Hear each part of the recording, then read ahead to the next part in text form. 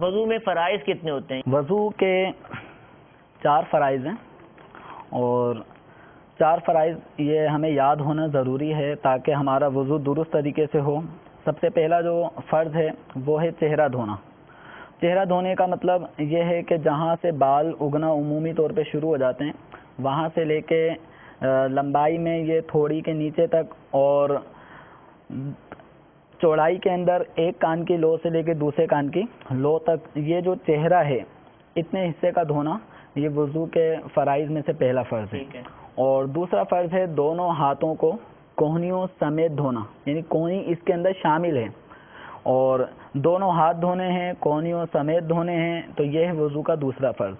اور وضو کا تیسرا فرض یہ ہے کہ سر کے چوتھائی حصے کا مسح کرنا، یعنی اگر ہم سر کے 4 حصے فرض کریں اور وہ 4 حصے میں سے چوتھا جو حصہ ہوگا 25% حصہ، تو وہ چاہے دائیں ہو بائیں ہو اوپر سے ہو پیچھے کی طرف ہو، تو سر کے چوتھائی حصے پر 1/4 حصے پر گیلا ہاتھ کا پھر جانا، جس کو ہم کہتے ہیں مسح کرنا۔ تو وضو کا تیسرا فرض چوتھائی سر کا مسح کرنا ہے، اور وضو کا چوتھا فرض ہے دونوں پاؤں ٹخنے سمیت دھونا۔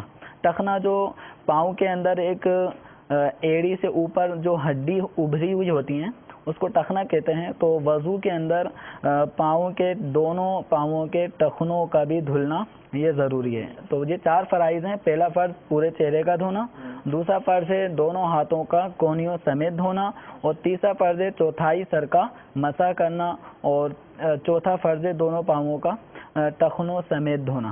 صلو علی الحبیب صلی اللہ تعالی علی محمد۔ مجھے اپنی اور ساری دنیا کے لوگوں کی اصلاح کی کوشش کرنی ہے۔